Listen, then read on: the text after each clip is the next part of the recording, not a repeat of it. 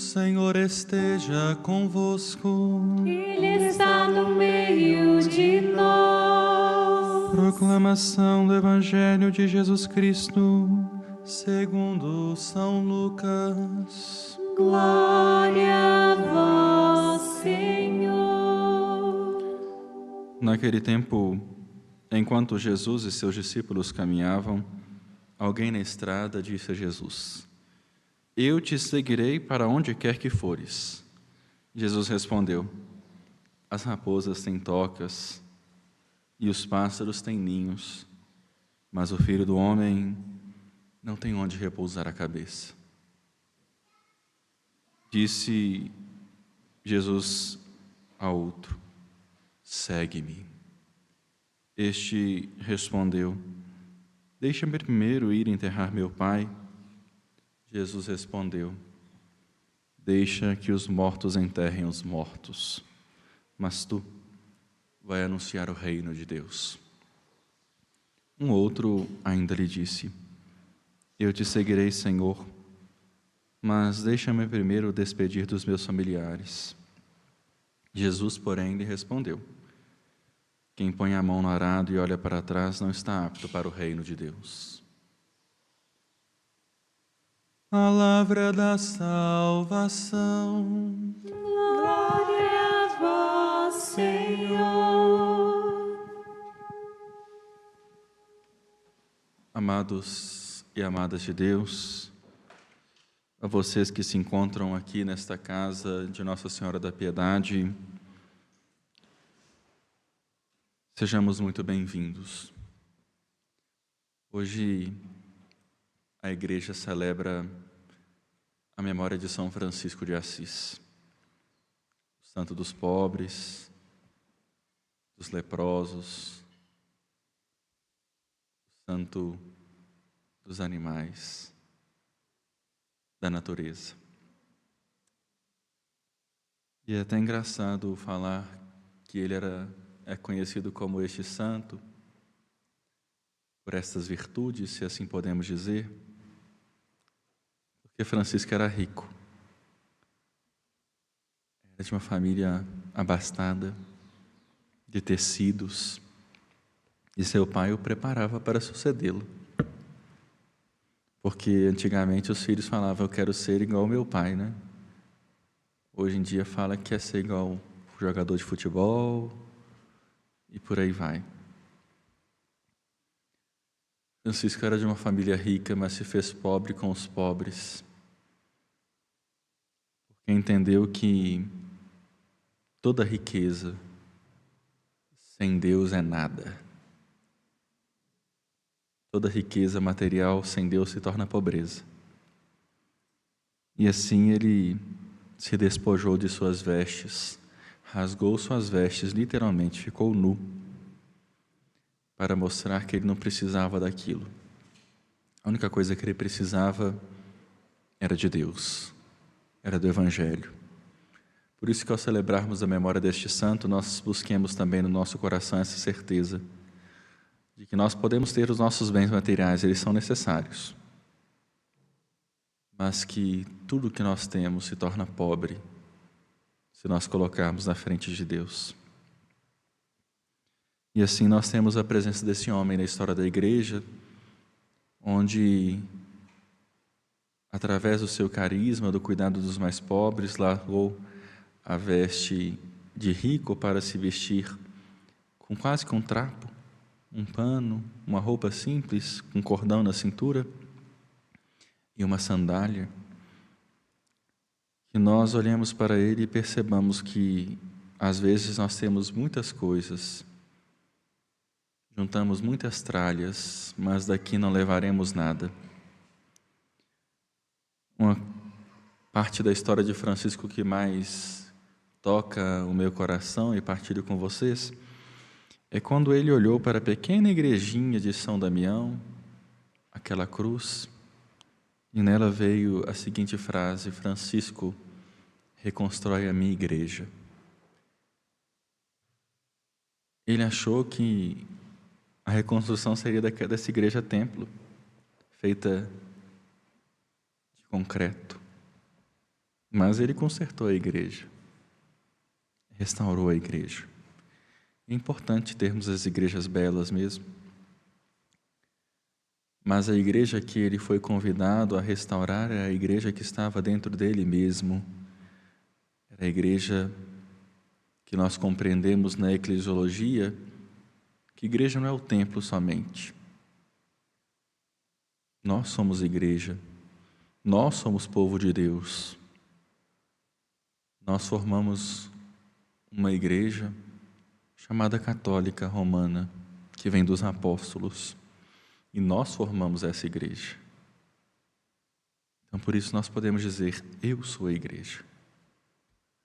E esta é a igreja que Francisco foi convidado a reconstruir, porque como a gente escuta por aí, um tanto de gente falando, olha, a igreja está em crise, está acontecendo isso com a igreja. Eu te convido, eu te coloco à prova em um momento em que a igreja não esteve em crise, em que a igreja não foi convidada a se repensar, a se reinventar. Se repensar e reinventar não é acolher aquilo que está no mundo, porque, infelizmente, a gente quer mundanizar a igreja. Não me interpretem mal. Nós não somos extraterrestres, mas nós queremos colocar alguns princípios que nós aderimos ou deixamos de vivê-los e querer mudar a igreja ao nosso bel prazer. E a imagem da igreja que vem é aquela como um gigante que pisa em ovos, que caminha com cuidado. Essa é a igreja que Francisco foi chamado a reconstruir. E esta é a igreja que o Papa hoje lançou a continuidade da encíclica Laudato Si, agora Laudato Deo. Ou seja, o cuidado da casa comum, o cuidado da natureza, o cuidado daquilo que Deus nos deu para cuidar. Nós estamos destruindo a nossa casa, nós não temos outra casa. Não tem como ir para Marte. Não tem como viver em Marte como nós vivemos aqui. E aí o Papa logo nos exorta hoje, em sua sabedoria, como guia pontífice, ligando o céu e a terra, para que assim nós possamos cuidar da nossa casa, cuidar da natureza. Falo para vocês que estão aqui, espero que vocês não possam ver isto, mas não tem um dia que o padre não vá embora para descansar e não vê um foco de incêndio nessas montanhas. Às vezes a gente escuta as pessoas, nossa, mas que paisagem linda, acha que é nuvem, mas é tudo poluição. Nós estamos destruindo a nossa casa. Esta casa que Francisco de Assis exortou o povo do tempo dele a cuidar. Exortou o povo a zelar. Que nós, ao olharmos para Francisco de Assis hoje, celebrando a sua memória, nós possamos buscar a consciência de cuidar da casa que Deus nos concedeu e que sem ela nós morreremos. Basta escolhermos agora o que queremos cuidar. Mas hoje até me emocionei um pouquinho quando a Jéssica cantava esse Salmo 136 com essa voz doce e bela, mas o Salmo de hoje não tem nada de simplicidade. O Salmo de hoje é um salmo de penúria, de sofrimento. Que se prenda a minha língua ao céu da boca, se de ti, Jerusalém, eu me esquecer. O povo estava exilado. O povo estava sofrendo. Olhem para este salmo de resposta à primeira leitura do livro de Neemias. O povo estava escravizado. Eles não tinham o templo que Neemias estava pedindo para Artaxerxes, para o rei, para que ele fosse lá reconstruir. O templo tinha sido destruído, ou seja, destruiu o templo, destruiu a cultura, destruiu a fé. E é isso que o povo fez. O primeiro lugar que eles atacavam era o templo, porque se destrói a fé, destrói a história, destrói a cultura, e o povo fica, a Deus dará. fica solto. E é isso que nós percebemos tanto na leitura do livro de Neemias, quanto neste salmo que foi cantado para nós hoje. O povo não podia cantar, não podia rezar os seus salmos, não podia louvar a Deus, não podia fazer as suas canções. Por quê? Eles estavam como estrangeiros numa terra. É da mesma forma quando a gente vai para a casa dos outros, a gente quer ficar mais à vontade, não pode, porque a gente não está dentro de casa. A gente fica à vontade dentro da nossa casa. Quer ver outro exemplo? Nós vivemos em uma cultura, em uma sociedade que nós temos um povo mais monoteísta, ou seja, acredita em um só Deus, mas dentro do cristianismo nós dividimos algumas denominações religiosas. Quando você, que é católico, que professa sua fé em Cristo, na Igreja Católica, tem sua fé, quando você vai em um casamento fora da sua fé, quando você vai em uma celebração, um culto ou um outro lugar, por mais que nós não precisamos buscar algo, sendo que nós temos dentro de casa. Mas nós temos casamentos, nós temos outras celebrações que nós somos convidados a participar, e eu acho que o ecumenismo também é importante. Mas a gente não se sente, às vezes, deslocado? Parece que a gente está fora da nossa fé. Aquele salmo que aquela doninha canta só com aquele violão lá dentro da sua comunidade, que você está acostumado a escutar, e aí é uma outra forma de rezar, a gente não se sente perdido. É isso que o salmo de hoje está dizendo. Olha, lá nós estamos nas mãos dos opressores, nos impediram de cantar os nossos cantos, tiraram a nossa alegria. Nós não podemos mais cantar os salmos, nós não podemos cantar louvores de Sião. Como que nós vamos cantar se nós estamos numa terra estrangeira? Mas mesmo assim, eu te louvo, ó meu Deus. É isso que nós vimos no salmo de hoje. Por mais que eu estou perdido, por mais que eu me sinta sozinho, por mais que tiraram a minha cultura, por mais que tiraram o meu templo, o templo de Jerusalém, o lugar onde eu ia prestar os meus sacrifícios, eu prefiro ficar com a língua pregada no céu da boca, ou seja, eu prefiro ficar mudo, se um dia eu me esquecer de ti.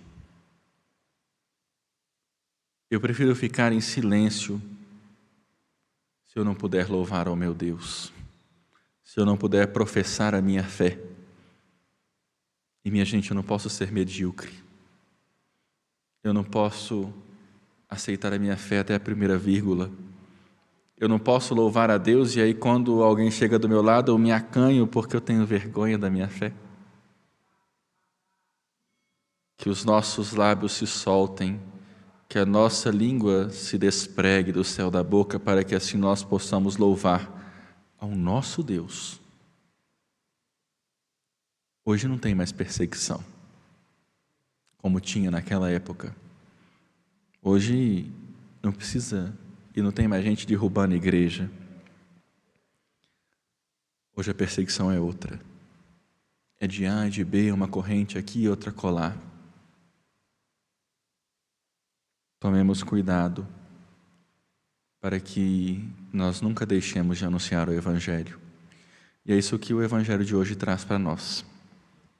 Jesus estava caminhando com seus discípulos e alguém na estrada falou: olha, eu quero te seguir. Aonde o Senhor for. Tadinho, mal ele sabia para onde Jesus estava indo. Jerusalém. Mal ele sabia o que ia acontecer com Jesus. Mas Jesus disse para ele: olha, as raposas têm tocas, os pássaros têm ninhos. Hoje nem tanto, porque a gente está destruindo tudo, né? Você vê aí na nossa própria serra, o dinheiro vale mais do que tudo.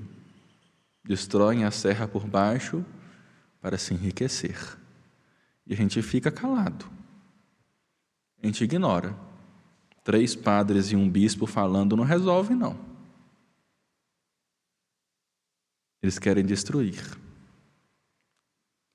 Mas o Filho do Homem não tem onde reclinar a cabeça. Ou seja, você quer me seguir? a sua vida não vai ser uma vida boa, não. Sua vida não vai ser uma vida estável. Quem acha que vir para a igreja, ser cristão, é ter uma vida boa, sombrinha, água fresca, pé na areia e caipirinha e por aí vai, como fala a música, está enganado.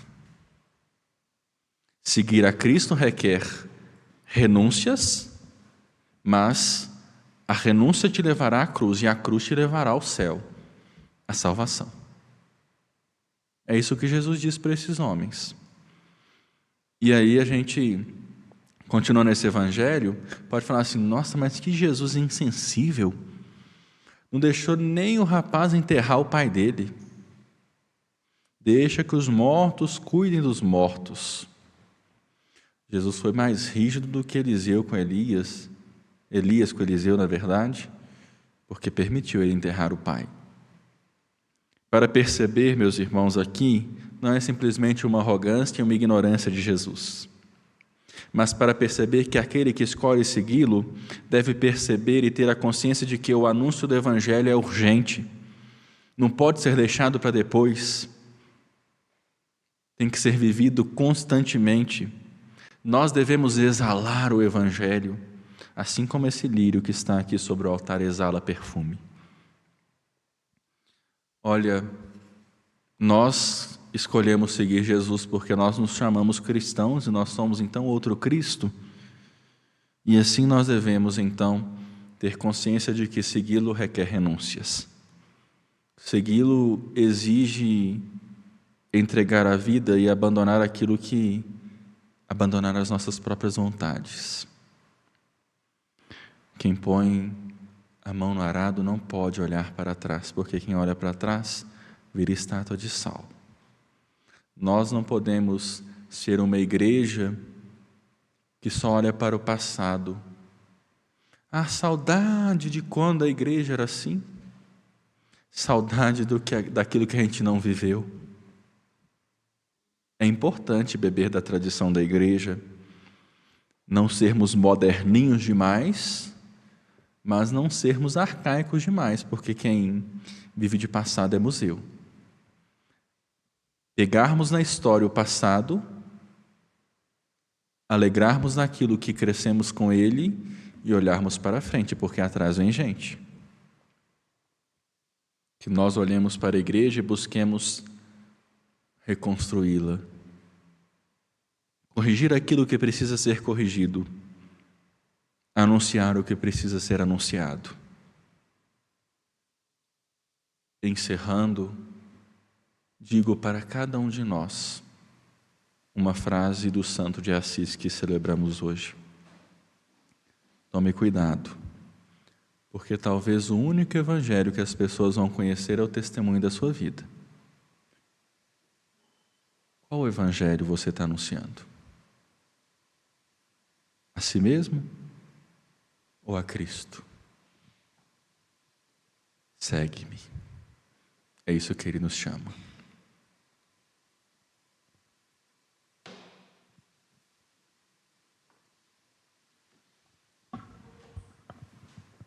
Altíssimo, glorioso Deus, ilumina as trevas do meu coração,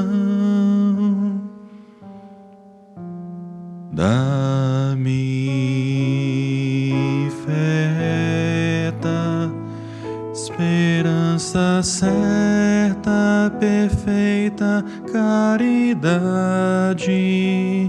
para que eu cumpra tua santa vontade.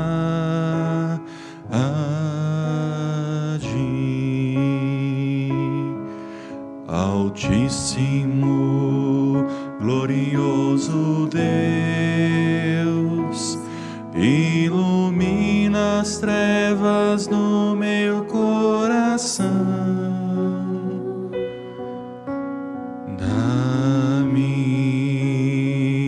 fé reta, esperança certa, perfeita caridade, para que eu cumpra tua santa vontade.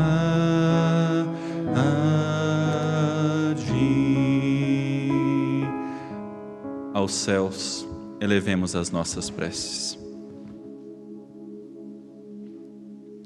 A nossa resposta